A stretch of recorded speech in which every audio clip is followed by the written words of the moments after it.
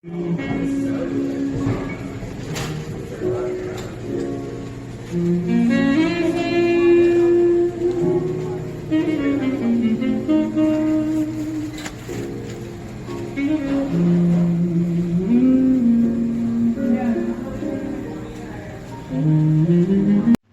guys, episode 101.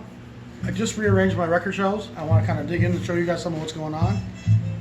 This whole section now is jazz. I moved some electronic on the bottom two shelves out. And so now what we have here is the blues. And this covers pre-war into the 70s. A lot of the chess, chess, Chicago blues is in here. This is 50s and 60s TV soundtracks. And now this is the swing era stuff that's pre-war that was usually from 78s and was reissued onto LPs in the 50s and 60s. Below the Chicago and the blues, because chess is such an important part of the Chicago and the blues scene, I put the Chicago jazz stuff. And now you can swing out here a little bit.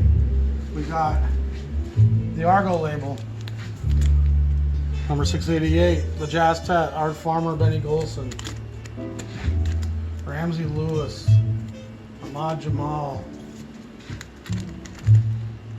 Roland Kirk, Flores Alexandria. Argo's a fantastic label with a lot of great, Kenny Burrell, a lot of great artists. And people kind of sleep on the Argo label. Early stuff on Argo is really hard to find because it's rarely reissued. Great stuff. I highly love and recommend Argo records, and they don't usually go for too much. Here we have the VJ label, which comes around in 58. Another small little Chicago area, Gary, Indiana label. Some amazing titles on there. Wynton Kelly. Paul Chambers has a couple of great records on here. Lee Morgan has a couple of great records. Wayne Shorter has a couple of great records on this label. Frank Strozier. So this is the Chicago stuff. And then we move into the Emerson family here.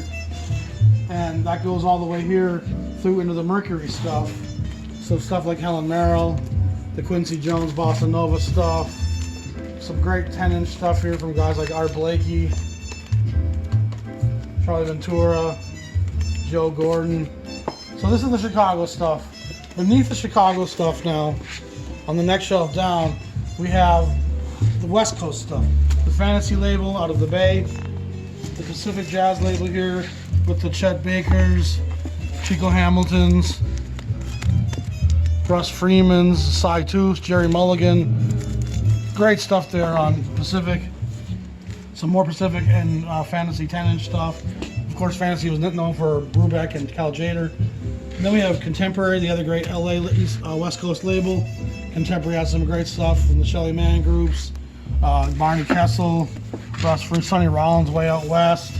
Some great stuff on Contemporary.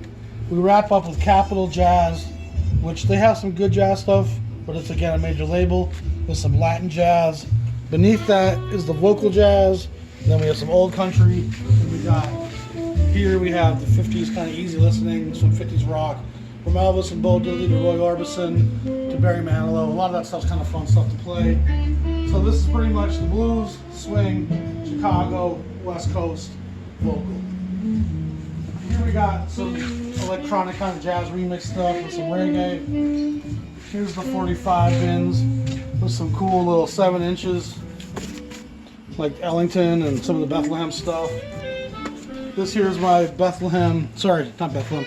This is my 10-inch case, just kind of a showcase. You can kind of see there's some cool older titles in there. And then here's some more 10-inch stuff. Let me switch sides with them in here. So now we're onto the Blue Note. This didn't change too much. What did happen here with the Blue Note is I added the 10-inch stuff here on the end. That's pretty much the Blue Note discography. This here is the Riverside family. And again, I added the Riverside 10 inches right in there. This here is Savoy with some 10 inches all the way across.